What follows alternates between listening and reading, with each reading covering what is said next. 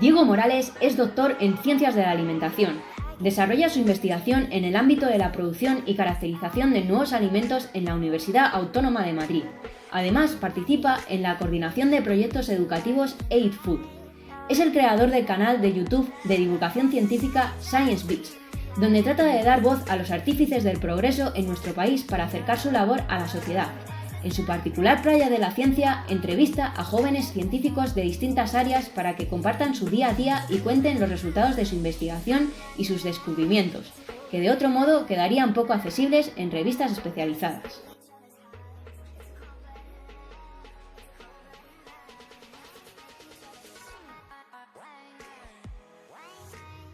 Bueno, yo empecé el proyecto durante mi tesis doctoral precisamente por lo que estaba viviendo en ese momento. Siempre sueñas con publicar un artículo y que tu nombre aparezca en PubMed y en las bases de datos que todos conocemos, y una vez que lo publicas, pues no sé, te lo imaginas como en la portada de los periódicos, y ahí te das cuenta de que realmente no.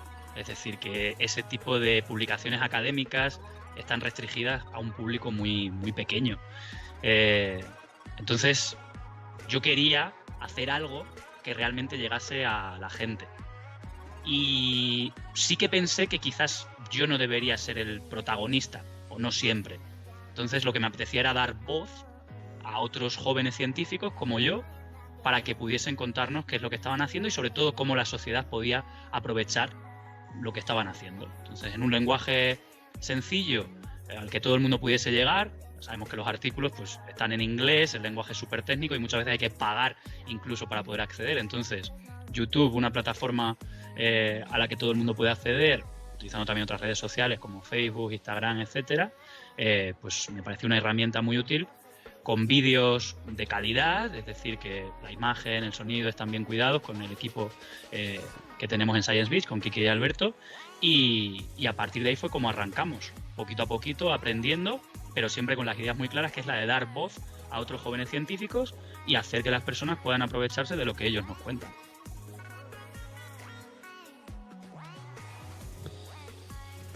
Pues quizás es una parte tanto difícil como excitante, en cierto sentido. Es decir, bueno, decía, yo no quiero ser el protagonista, pero esa parte de protagonismo sí que la tengo, ¿no? Porque tengo que prepararme la entrevista y entrevistar a una persona y crear pues un ambiente de rigor, pero agradable para todos, porque eso luego se va a transmitir y eso lo va a percibir el espectador. Nosotros empezamos grabando con un solo micrófono, con lo cual teníamos que grabar primero mis preguntas y luego las respuestas. Yo cuando veo los primeros vídeos lo veo como algo muy artificial. Ahora son conversaciones mucho más fluidas, es decir, bueno, de todo se va mejorando y gracias a los recursos que vamos consiguiendo y gracias, bueno, pues a las cosas que vamos viendo que dices, pues aquí le podíamos meter más mano. Yo siempre, bueno, empezamos con amigos, ¿no? O sea, las primeras entrevistas son personas que yo conocía muy bien, que sabía perfectamente qué era lo que estaban haciendo, les había seguido mucho profesionalmente y entonces prácticamente el tema estaba preparado. Ahora que nos llega a nosotros gente que quiere ser entrevistada o de vez en cuando se nos sugiere por qué no entrevistáis a esta persona o por qué nos metís en este tema, para mí ya es un reto, ¿no? De decir, a ver, ¿quiénes sois? ¿Qué hacéis? Y cómo podemos enfocarlo. Entonces yo suelo tener una llamada telefónica antes de la entrevista, unos días antes, donde no se pactan las preguntas porque sí que nos gusta que exista esta espontaneidad, pero sí que le digo, háblame de lo que haces, que yo a partir de aquí voy a construir o voy a intentar construir una entrevista.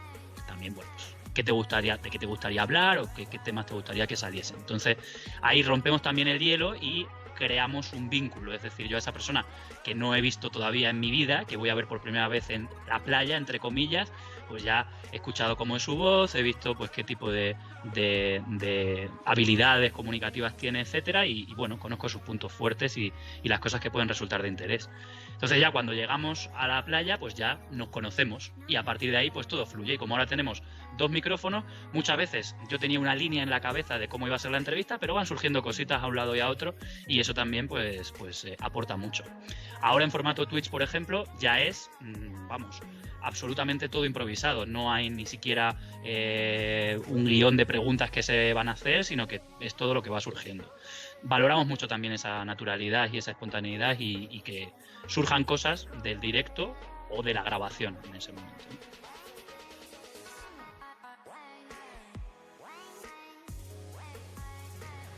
Yo dedico pues gran parte del tiempo que no estoy trabajando a la divulgación, es decir, trabajando, cuando hablo de trabajo remunerado, ¿no? Es decir, mis horas laborales las cumplo y la divulgación es parte de mi ocio, aunque suponga pues un esfuerzo en muchos casos y ojalá algún día se recompensase con un salario o con una entrada de dinero para poder seguir haciendo divulgación, sobre todo, es decir, que llegase apoyo económico de algún tipo. Ahora mismo, a pesar de que tenemos ya pues, un número considerable de seguidores, sobre todo en Instagram, no recibimos absolutamente más dinero que el que nos llega por nuestras campañas de crowdfunding, que estamos súper agradecidos a la gente que ha decidido aportar su granito de arena, pero por ejemplo YouTube no nos paga nada y cuando nos pague, que nos pagará muy poco. No podremos, digamos, utilizar eso para darle una rentabilidad, ni siquiera para hacer más vídeos, etcétera. Va a ser algo, pues prácticamente anecdótico. Hay canales muy potentes que sí que pueden decir, pues oye, yo en YouTube puedo sacar cierta rentabilidad. No es nuestro caso. Si en un futuro casi utópico, diría yo, a mí me diesen dinero para vivir de la divulgación, yo estoy seguro de que me podría dedicar en cuerpo y alma a la divulgación encantado, porque es, diría yo, lo que más me llena, aunque investigar también me gusta muchísimo. Pero llegar a donde estamos llegando con este proyecto, eso no me lo da un laboratorio. Aunque ya digo que estoy encantado y que en el laboratorio pues sí que tengo un sueldo o un salario y en el caso de la divulgación no es así.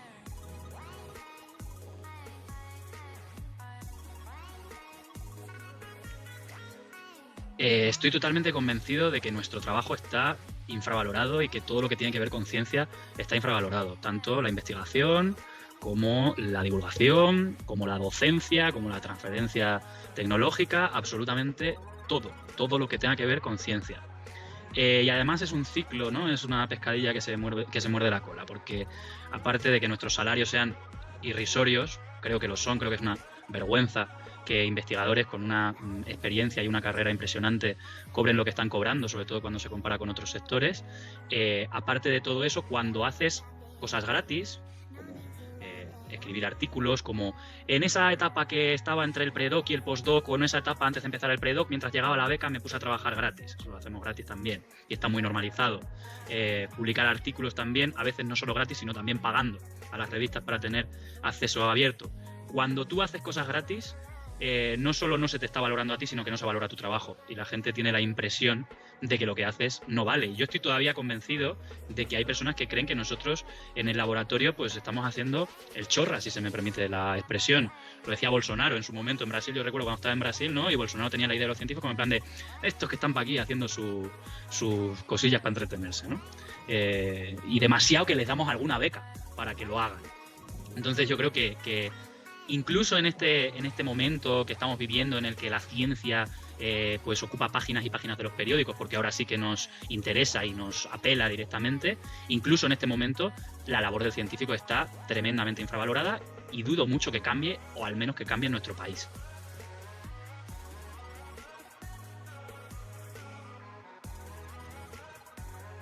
Creo que la pandemia ha tenido efectos a todos los niveles y la ciencia y la divulgación no iban a escapar a ello, por supuesto, tampoco.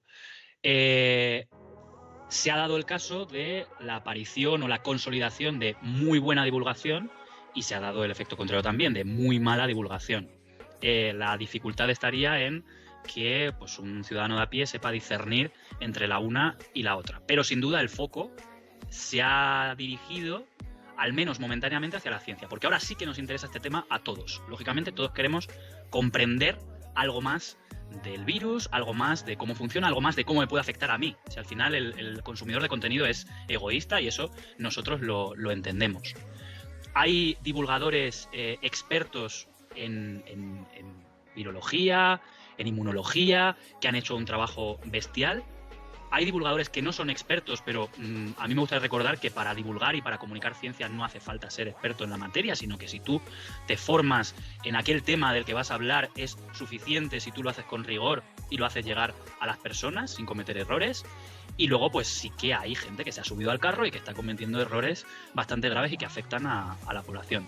Creo que incluso las redes sociales están haciendo un gran trabajo de buscar quién está metiendo la gamba y quién puede hacer daño. Creo que eso también hay que reconocerlo, igual que hay cosas que están fatal, pues hay cosas que están guays y hay iniciativas que se llevan, pues esas pestañitas que se ponen, ¿no? De en plan de, si quieres saber más sobre vacunas, si quieres saber más sobre COVID, consulta las fuentes oficiales, etcétera, etcétera. Los vídeos que se eliminan en cuanto se dan cuenta de que eso no va por ahí. Y la pregunta que nos haríamos sería qué va a pasar a partir de ahora. Es decir, ¿la gente va a seguir consumiendo información científica cuando le deje de afectar de forma tan directa como ahora? Pues ojalá sí. Pero, bueno, pues habría que ver los formatos a los que, los formatos que se pueden ofrecer, cómo podemos captar la información de las personas, porque igual que se olvidarán de la labor de los científicos, probablemente se olviden de la labor de los divulgadores y el foco vuelva a girar pues a realities, a deportes y a fenómenos que mueven masas de una forma mucho más sencilla que la ciencia o la divulgación científica.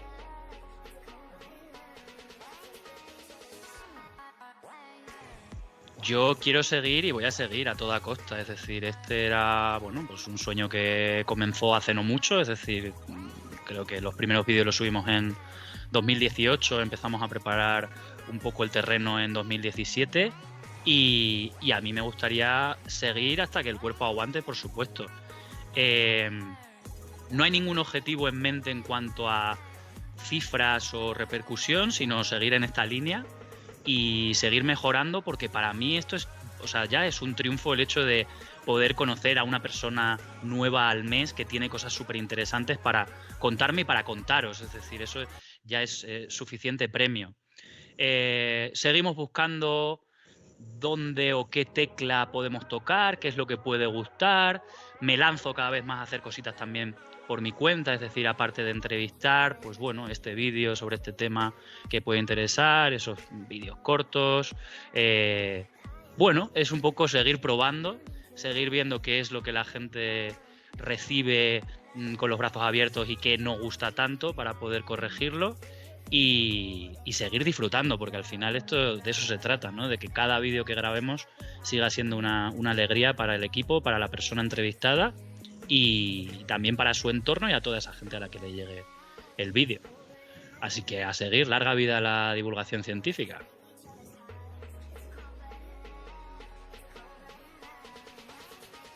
Yo quería compartir un deseo que tengo para la comunidad divulgadora, que es que valoremos también al receptor de nuestro contenido, ¿no?